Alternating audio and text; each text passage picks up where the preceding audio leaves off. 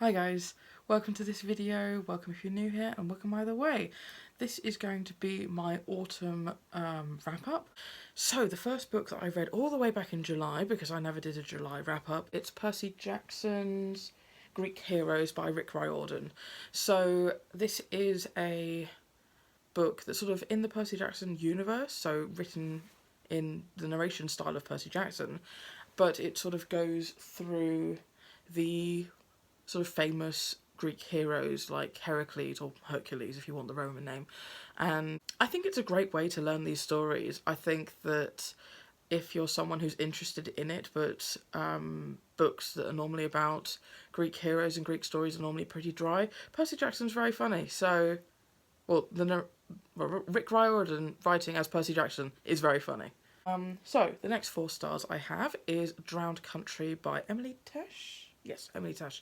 So this is the second book in the Silver in the Wood duology, and it sort of took me by surprise in the first chapter because it does change perspective from the first book to the second, and therefore this book has a remarkably different feel to it, although it's still clearly they still clearly match up, but both of them are remarkably different. So to describe, they're so short. I don't know how much to say. I'll talk about the first book really. So Silver in the Wood is about this forest man who lives in the woods, is sort of feared by the local townsmen, sort of has become part of local legend, and he meets up with the person who comes and says they're the new owner of the woods that he lives in. And it's about their interactions from there. And it's beautiful. I would say it's a gay love story, but it's more just about the meeting of these two characters and the whimsical tale from there. It feels very classic fairy tale vibes, and it's very set in sort of folklore. You can imagine this being the sort of thing that got told to you as a bedtime story as a child. And I just loved the relationship between the two main characters.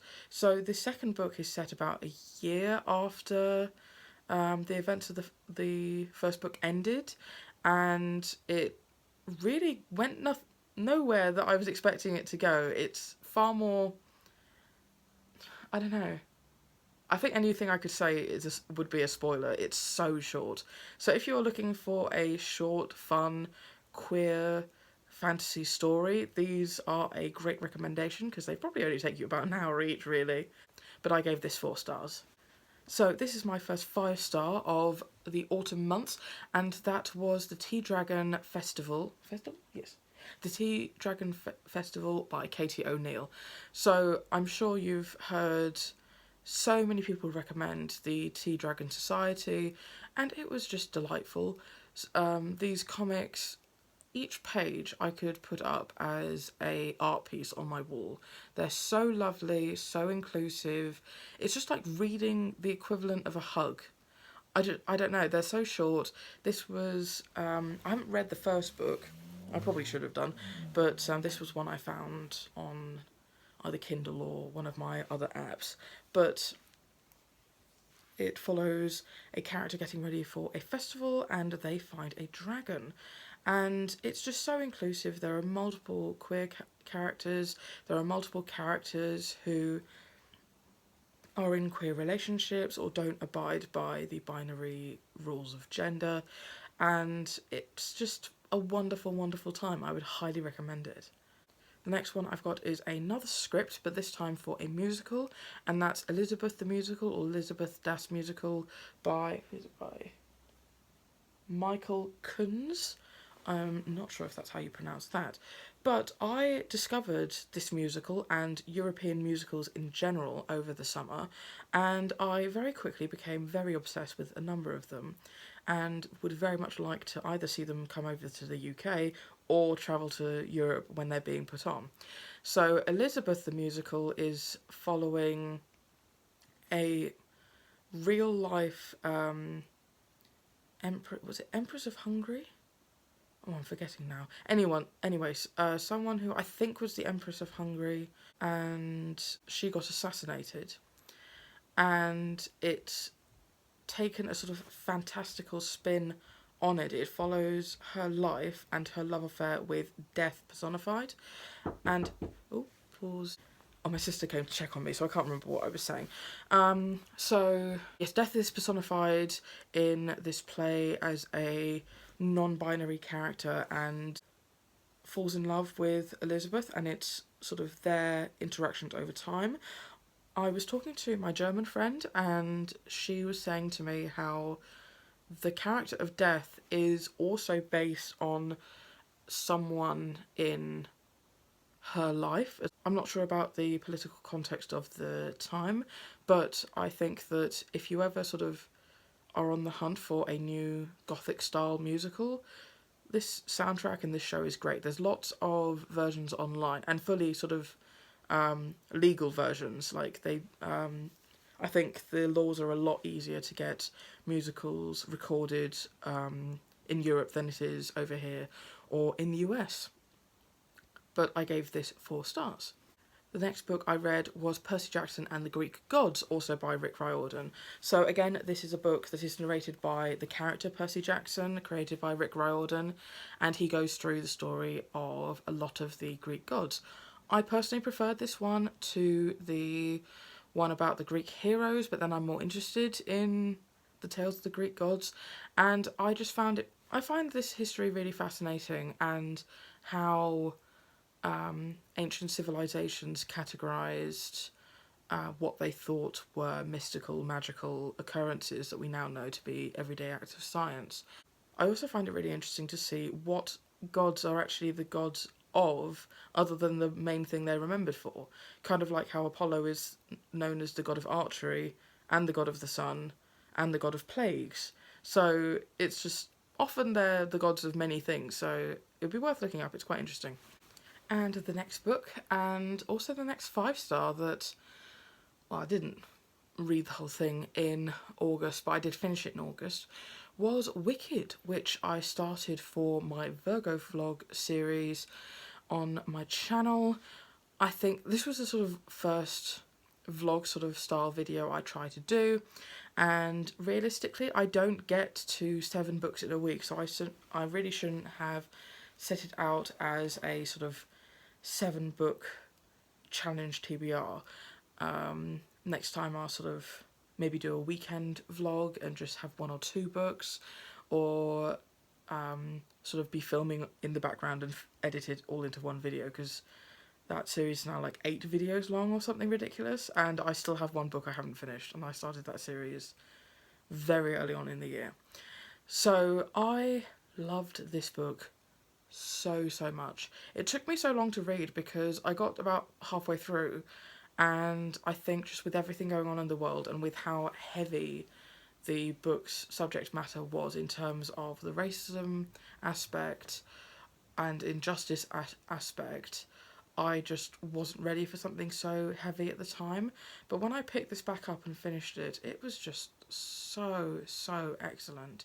It is essentially a commentary on racism and segregation, and how people can be complacent in the segregation of people based on something that people can't control, or peoples. So it was definitely a sort of commentary on how we as humans, as a society, could have let apartheid go on, slavery go on, etc. If you're a huge fan of the musical and you want to go get the book, it was published a long time before the musical went on stage, and it is incredibly different. A lot of people told me it was darker, and I don't necessarily think it was. I think it was just more adult in the themes covered. I think that this is not a children's book, no matter what the cover leads you to believe. And there are several scenes where I'm very glad that I didn't have to see them in person. The scene at the philosophy club, for anyone who's actually read it, that would have been nightmare fuel, I think, on stage. But what I really loved about it, and how I think I'm going to end up comparing it to the musical anyway, because that's the thing I saw first. The cast of characters is much less. The cast of characters is much less incestuous, I think, in the book. They had to sort of narrow down the cast list for the musical so that you would have a few key characters who you saw for a huge length of time, and then a bunch of backup dancers who played the sort of background people who didn't really matter. So I think a lot of characters were sort of combined into other characters for the play, or the musical. Although annoyingly, they did seem to take out some of the diversity.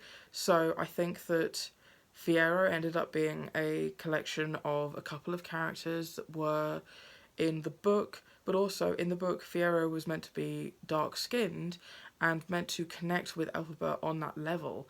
And because he also got made fun of by other school mates. And so stuff like that got missed out, which I think easily could have been incorporated into the plot of Wicked. Also, I think that Wicked is one of those musicals, one of those rare musicals that their main theme is a deep and long-lasting friendship. I think very often musicals will follow a relationship or will follow a familial relationship or a romantic relationship, and very rarely just on friendship, which I think is nice. But it was very clear in the book that Glinda and Elphaba, at some point in this book, either had very strong feelings for each other or were partners. There are a couple of instances where one will talk about the other, and realistically, the only way that I could read those scenes is had they slept together.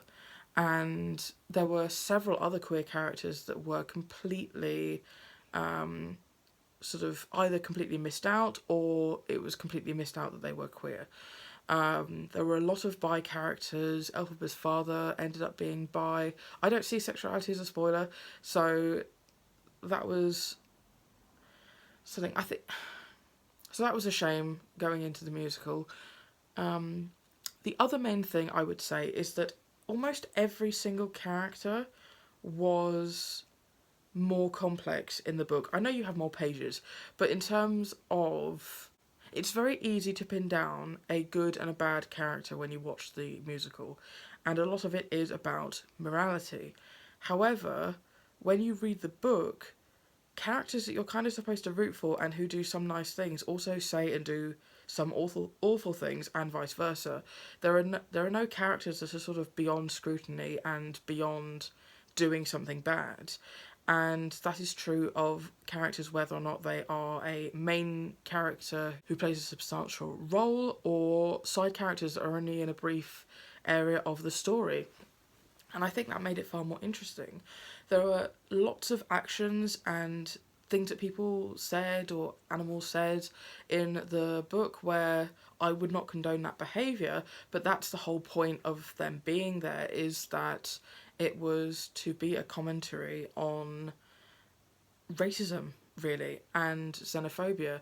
And I just think it was really, really fascinating. I would love to see an adaptation of the book as it was meant to, but I also want to see a film adaptation of the musical, so I don't know which one is more likely to happen. They keep on pushing back the film adaptation of the musical, so who knows if we're ever going to get one of those, but hey, we can dream. But that was a 5-star for me.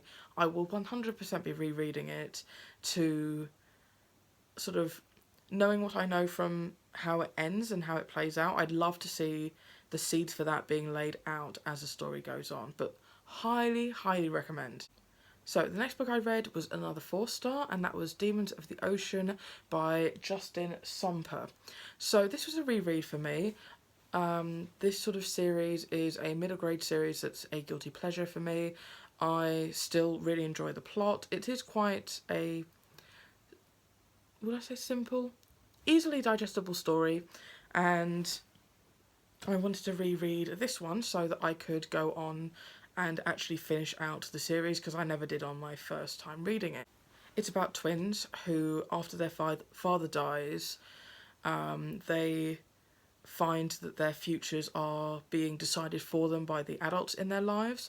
They decide to sail away on their father's old boat and get thrown overboard in a storm and get separated. And both of them do get rescued, and you follow their respective paths once they get rescued and their route to sort of finding each other. And it's a lot of fun. It's a middle grade story that I do think still holds up, and I will be rereading them. And if I enjoy it all the way to the end, I'll probably be repurchasing them in their beautiful, beautiful new covers, which you are currently seeing on the screen right here. But yeah, 4 stars, and yeah, I loved it. But anyway, the next book I read was Really Want to Hurt Me by Ben Santamaria. This again was a play that I picked up at random from Gaze the Word. I was there with my sister, I think it was my sister, yeah. And she picked out a play for me because she thought it looked interesting. She liked the colours of the spine. So I picked this up having known nothing about it. It looks like quite a long play, but the text is huge and it looks like double spacing between every line. So realistically, it's just a very long, well, it's just a long monologue that was just double spaced to fill up a bunch more pages. So I gave this 3 stars. I thought it was fine.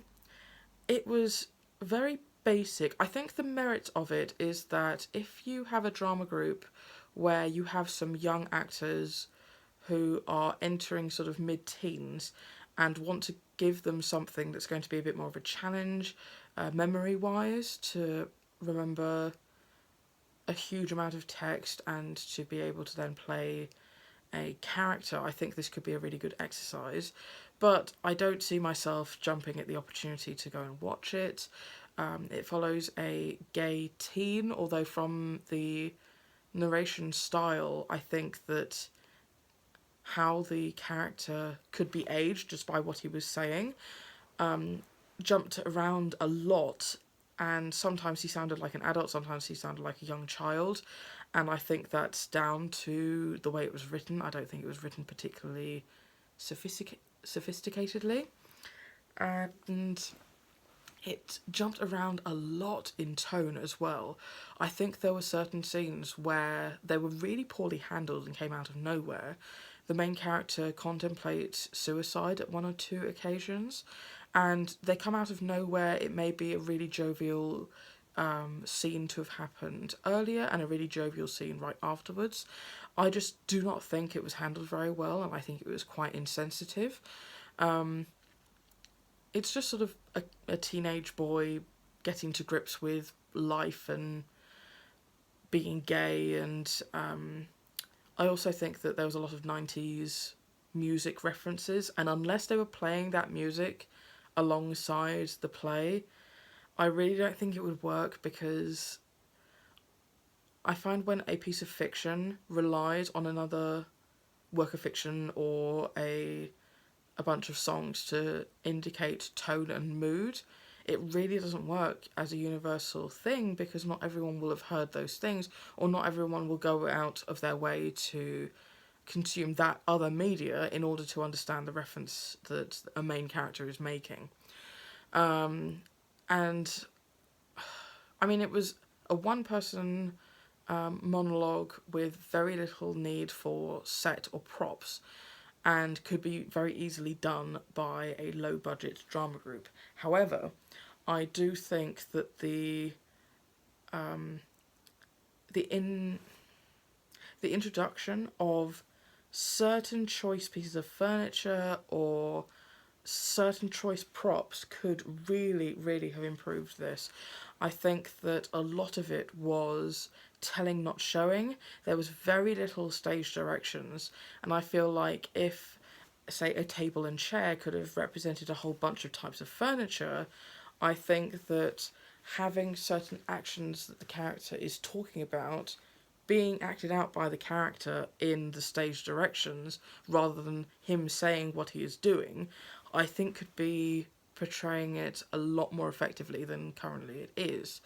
So ultimately, it was just a bit of a disappointment. I ended up putting this in my unhaul pile for the month. So yeah, don't see myself rereading it and don't really recommend it, to be honest. The next comic that I read was Chicken Thoughts, Comics About Birds by Sarah Weimer. I really, really love this art style. This is sort of a collection of the artist's comics rather than a sort of comic strip with a plot running through it. And I just really loved it. I think I gave it...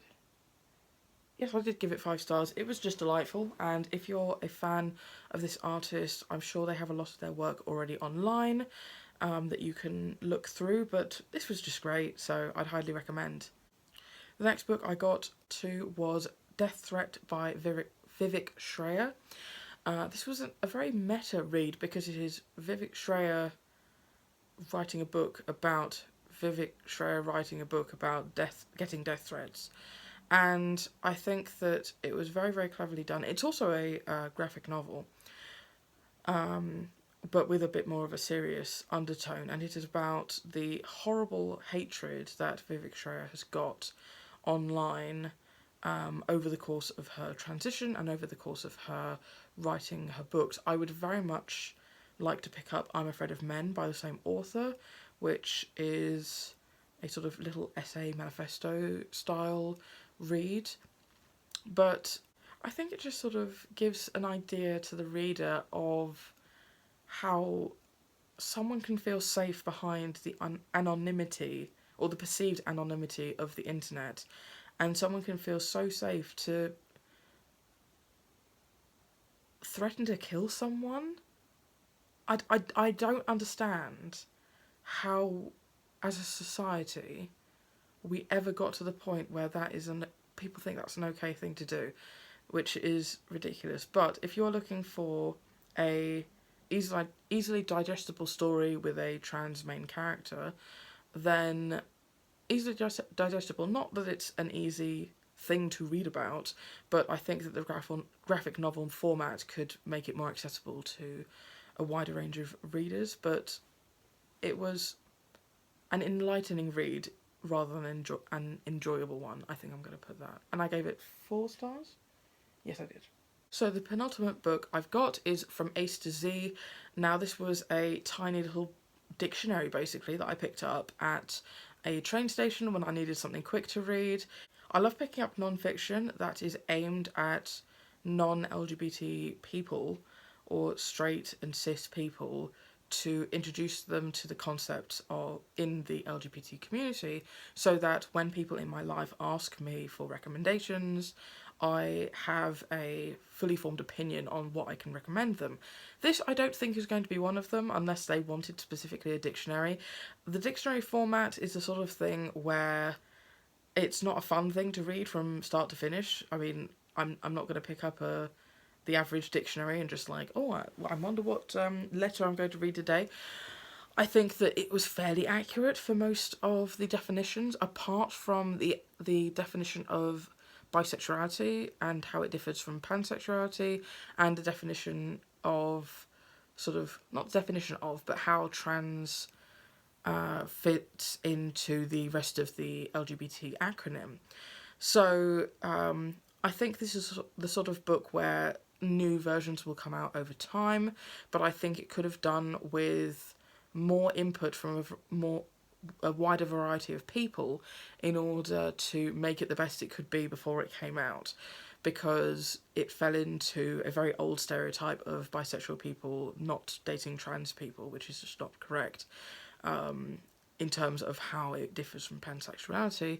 And it mentioned how trans people don't want the T in LGBT because of the fact that trans often gets left out, when actually when people are removing the T from LGBT, it's anti-trans hate groups who are doing that, who want to take away the rights of trans people and who are masquerading as sort of charities pioneering for homophobia and the end of homophobia. LGBT Alliance.